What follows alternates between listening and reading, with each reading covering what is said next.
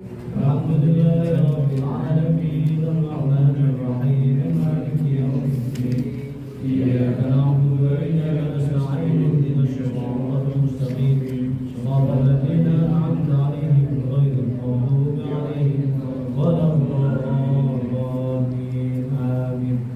الله لا إله إلا هو الحي القيوم لا تأخذه سنة ولا نوم له ما في السماوات وما في الأرض من ذا الذي يشفع عنده إلا بإذنه يعلم ما بين أيديهم وما خلفهم ولا يحيطون بشيء من علمه إلا بما شاء وسع كرسيه السماوات والأرض ولا يؤوده حفظها وهو العلي العظيم.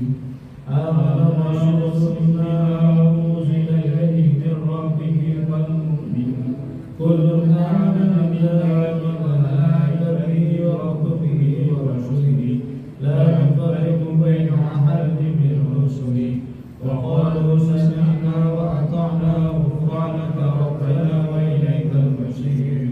لا يكلف الله نفسا إلا وسعها لها ما كسبت وعليها ما اكتسبت ربنا لا تؤاخذنا إن نسينا أو أخطأنا ربنا ولا تحمل علينا إصرا كما حملته على الذين من قبلنا ربنا ولا تحملنا ما لا طاقة لنا به واعف عنا واغفر لنا وارحمنا أنت مولانا فانصرنا على القوم الكافرين. آمين.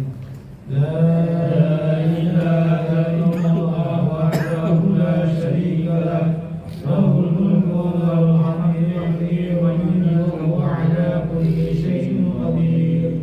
لا إله إلا الله وحده لا شريك له له الملك وله الحمد يحيي ويميت وهو على كل شيء قدير.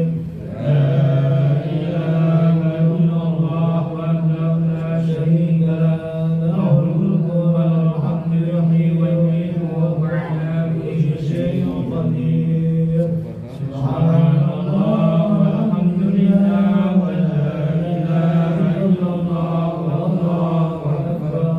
سبحان الله والحمد لله ولا إله إلا الله والله أكبر. سبحان الله والحمد لله ولا إله إلا الله والله أكبر. سبحان الله وبحمده سبحان الله العظيم. سبحان الله وبحمده سبحان الله العظيم. سبحان الله وبحمده سبحان الله العظيم. ربنا اغفر لنا وتب علينا إنك أنت التواب الرحيم. ربنا اغفر لنا وتب علينا إنك أنت التواب الرحيم. ربنا اغفر لنا وتب علينا إنك أنت التواب الرحيم. اللهم صل على محمد اللهم صل عليه وسلم. اللهم صل على محمد اللهم صل عليه وسلم. اللهم صل على محمد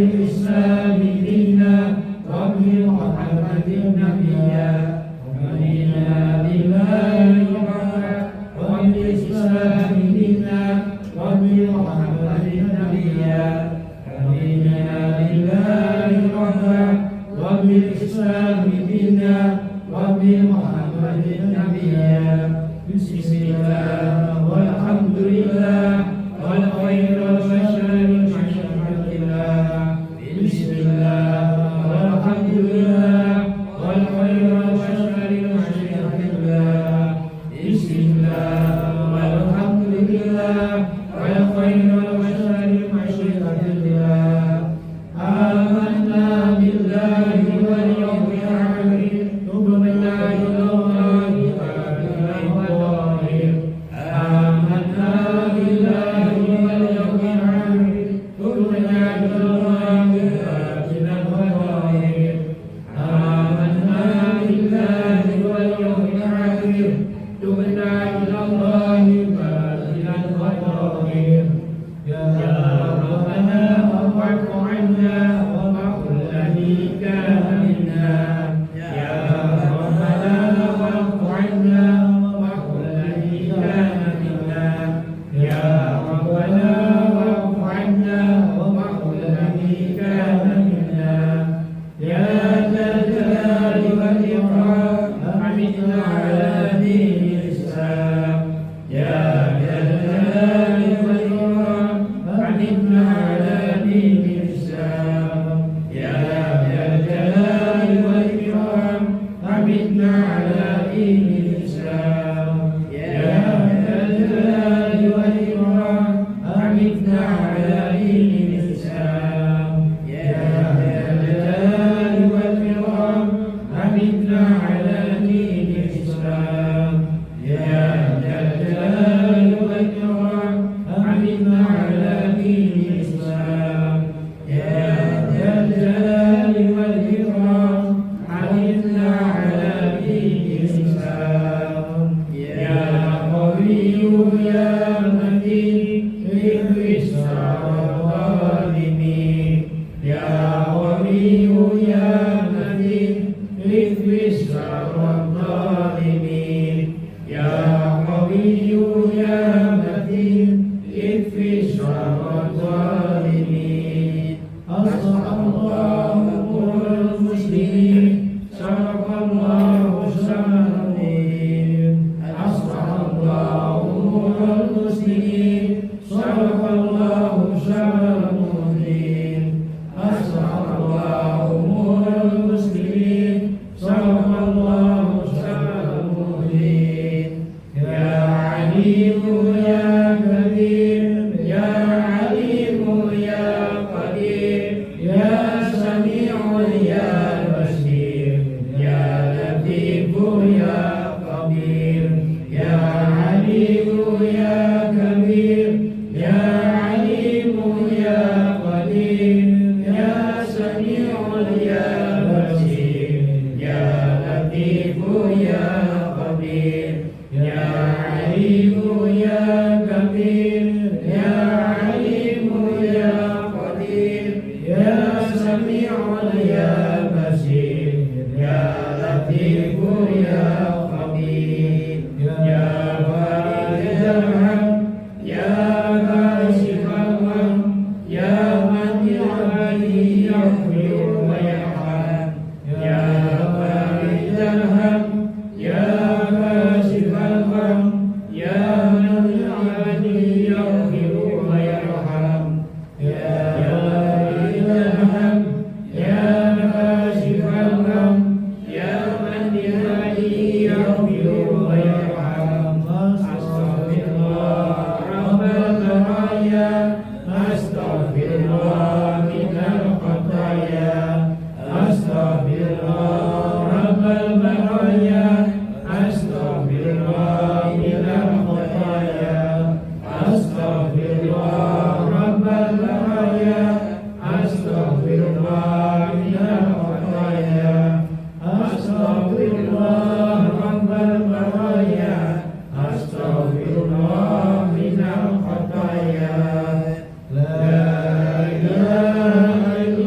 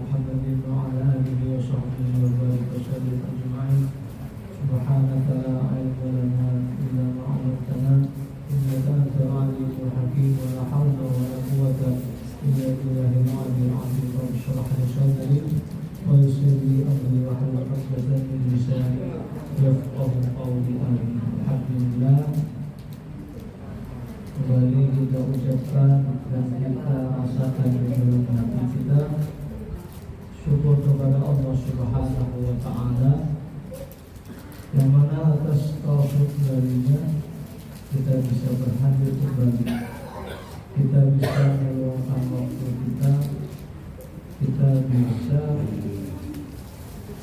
memaksa diri kita untuk bersama-sama untuk bersama-sama hadir dalam kegiatan rutinan kita, yaitu sholat hajat berjamaah di samping dengan Rabbul Hadad, dan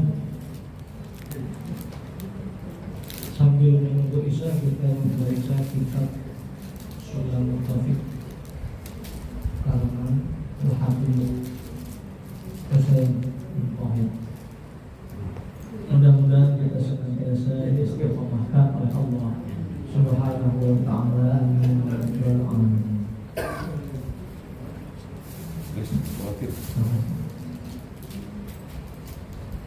Minggu yang lalu kita sudah mengetahui bahwasanya setiap orang yang sudah masuk di dalam batasan taklif, orangnya mukallaf, orangnya telah dibebankan hal-hal syariat, orangnya tadi sudah balik berakal, maka dia wajib di samping mendatangkan atau mendatangi perkara yang wajib, dia juga wajib untuk menegur orang yang meninggalkan perkara wajib dan memberitahu orang yang mengerjakan sesuatu yang wajib tetapi tidak pada dasarnya, tetapi dasarnya salah, ya. Jadi mukallaf itu wajibnya dulu. Yang pertama gasan dirinya sendiri, yang kedua gasan orang lain. Maksudnya apa gasan orang lain ini adalah dia wajib memberitahu atau menegur seseorang yang meninggalkan kewajiban, atau orang tadi melakukan sebuah kewajiban tapi tidak pada dasarnya atau metodenya berbeda, ya, yang disepakati oleh para ulama, ya, bukan karena perbedaan mazhab, ya. Jadi harus dikaji terlebih dahulu. Tetapi kita perlu berhati-hati ketika mengingatkan, ketika menasihati, ketika menegur, terlebih orang-orang yang tidak dekat dengan kita, yang tidak dekat dengan kita. Dan harus kita cari tahu terdahulu, malah harus dikaji terlebih dahulu orang tersebut, harus diteliti. Jangan kelihatannya bertentangan dengan kita lalu menyalahkan, ya. Makanya yang itu sebelum berfatwa biasanya banyak perlu pengkajian. Yang pertama dikaji dulu dari segi amalan tersebut. Kemudian adakah pendapat ulama, adakah pendapat ulama yang bahkan masuk dalam kategori yang lemah misalnya. Sehabis semua itu dikaji baru keluar daripada fatwa para ulama. Biasanya seperti itu. Kalau menegur pun hendaknya seperti itu juga. Jangan langsung memvonis salah. Kita lihat terlebih dahulu orang tadi seperti apa, ya lah. Ini misalnya orangnya sholat, tangannya kada diangkat, kada disatukan, langsung disambut Syiah, karena ya lo Syiah ya, yang kayak tangannya dilepas. Mazhab lain sunnah melepas tangan. Nah, cuman kalau kita harus tangannya seperti itu. Sunnah jualan sunnah. Nah, terserah nanti ada yang seperti ini, kalau ada yang kayak ini, ya ada yang kayak ini.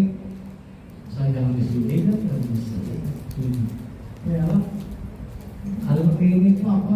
Ketika para sahabat berperang itu sambil geledekan untuk kalau tidak ada musuh langsung diserbu. Nah, itu sejarahnya sebahaya kayak ini. Ada yang kayak ini, kalau pegang hati, nah, itu berkesauan pulang. Nah, intinya selagi ada dasarnya, maka kita tidak boleh memfokus orang tersebut. Bahkan alhamdulillah kita menyesatkan orang lain. Nah, dari itu ada Quran, hadis, kemudian ijma dan qiyas. Bukan hanya sekadar Al-Quran dan hadis. Nah, tapi kita harus wajib menegur. Ya, contoh misalnya di rumah, ya kan, atau di pondok pesantren lah, atau di kos-kosan, satu kos orang berlima misalnya. Kan temannya tadi tidur dan kita tahu tidurnya tadi belum sembahyang asar, waktu sudah habis asar, sudah dekat maghrib, semenit lagi maghrib misalnya, 5 menit lagi maghrib, yang tidak memungkinkan orang tadi sholat di tepat waktu, maka kita juga termasuk berdosa. Nah, termasuk berdosa. Kenapa? Karena kita tidak membangunkan orang tersebut. Nah, kita melihat ya, ini tidur di ruang tamu misalnya, sama-sama mengkos, ini kan kita udah kamar ya, jejer gitu kayak di pondok dia. Guring sama-sama, guringnya baik, ternyata ada bangun lagi, bangun. Nah, kita wajib membangun.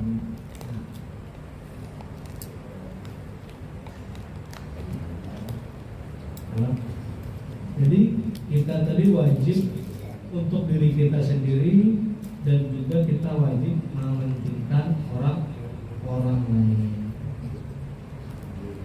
Wa illa amun kada kawajwa udah situ kita tidak bisa dan masjid dia datang tuhazidin misalnya. Nah, kayak apa? Fayajibu alaihi inkaru bil qalbi, maka kita wajib ke atasnya mengingkari. Di mana mengingkari? Di dalam hati. Kita mengingkari, kita kalau mampu mengubah kemungkaran itu. Ya, sholat sudah habis waktunya, masih berkaraokean dan di tengah, dan kita yakin sini belum bayar kan, saya bimbing dari karaoke. Ya. Ada aku semeng di rumah aja, sudah itu habis sisanya. Kalau kita tidak mampu untuk menegur, ya, kalau kita tidak mampu menegur akan hal tersebut, maka kita wajib mengingkari di dalam hati. In ajiza anil fahri wal amri, apabila kita tidak mampu di dalam memaksa dan memerintahnya. Jangan ada tempat-tempat kemaksiatan yang tidak mungkin kita hentikan, ya, dan tidak boleh, ya, ada kebijakan yang masing-masing. Itu tugasnya apa? Pemerintahan. Kalau pemerintah tidak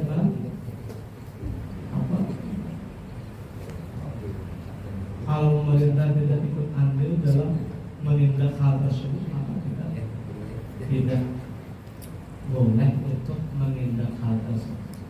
Nah, kenapa? Karena akan berdampak fitnah yang lebih besar lagi. Ya, sebut tinggi, bubarkan, membuka 10, ya, 10 dibubarkan, membuka 20. Kecuali kalau langsung dari atasannya meniadakan baru, hal tersebut akan menakuti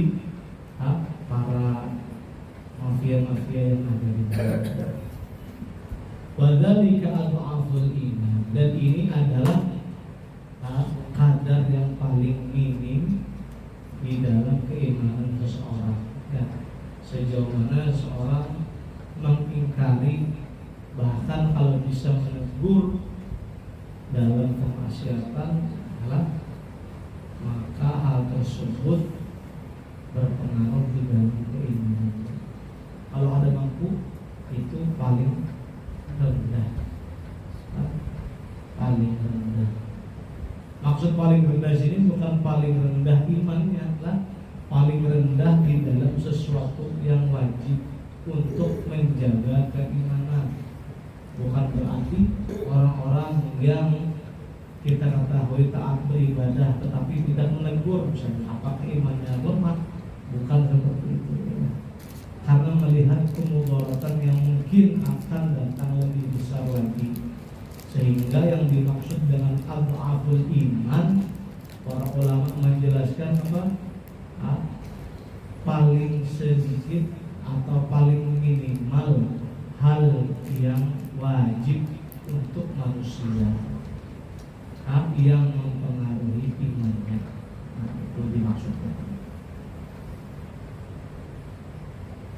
Wa yajibu tarku jami'il muharramat, dan wajib kita meninggalkan hal-hal yang diharamkan.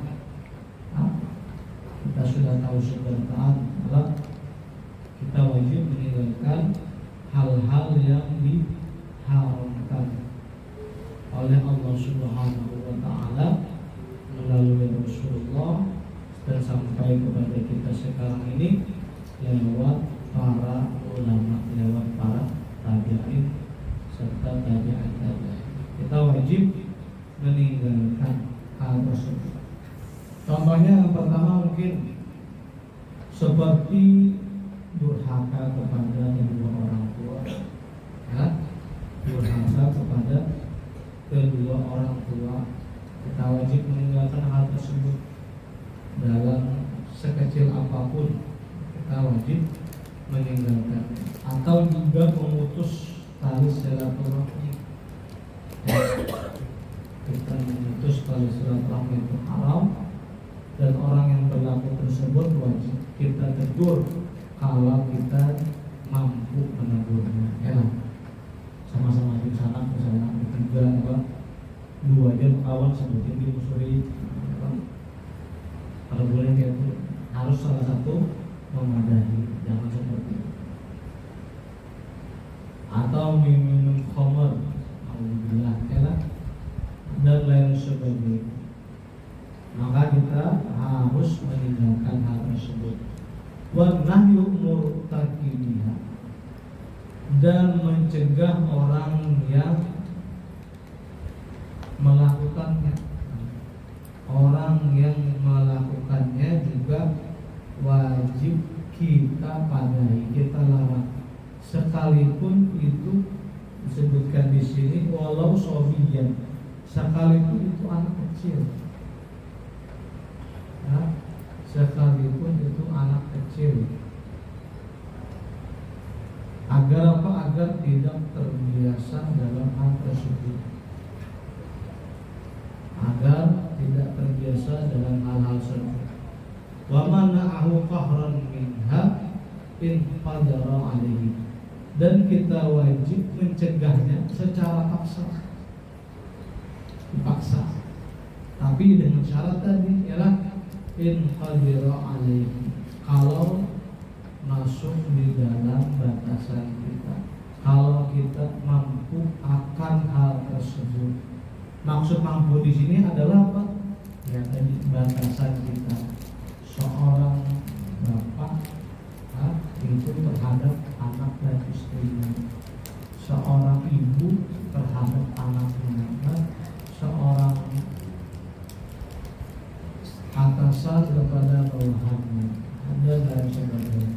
Seorang teman kepada temannya, seorang sahabat kepada sahabatnya. Pun tiba-tiba kalau tahu, kami kalau tahu aku apa bisa menabur, ya sibuk orang, kecuali dengan strategi yang bagus, ya, kecuali dengan bahasa yang enak, yang mudah dipahami.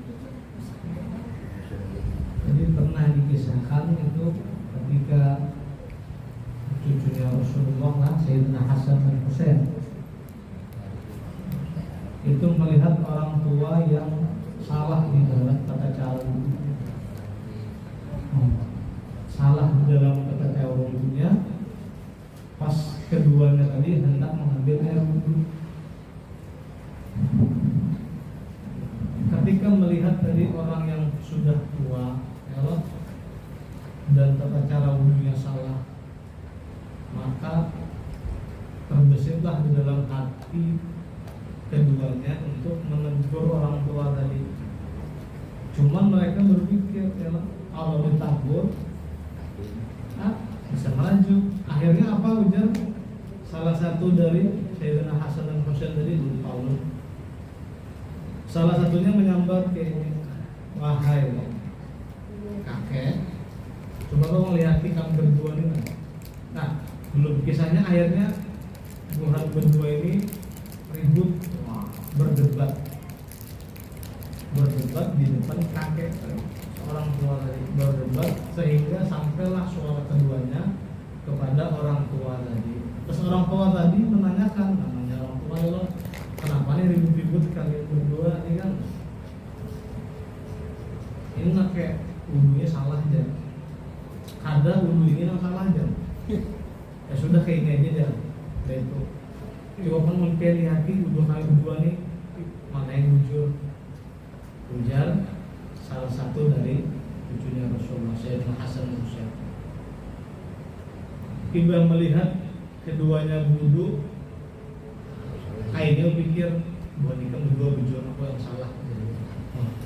Kayak strategi menegurnya tuh luar biasa.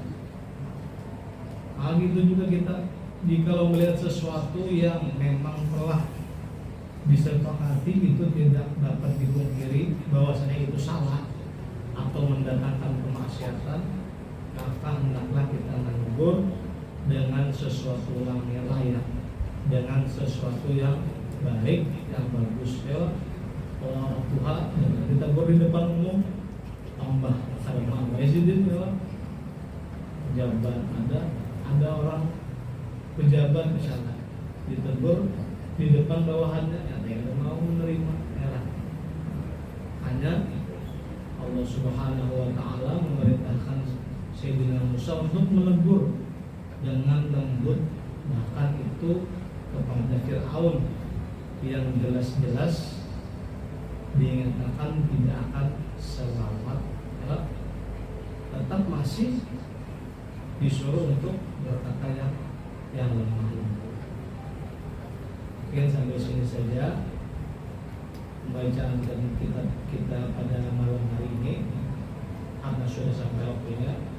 Mudah-mudahan kita senantiasa diistiqomahkan oleh Allah Subhanahu wa Ta'ala. Amin amin ya rabbal alamin. Ala kulli niyatin shalihah wa ala nabihi salatun shalihah wa syahidah ila hadratin Nabi Muhammad sallallahu alaihi wasallam. Al-Fatihah.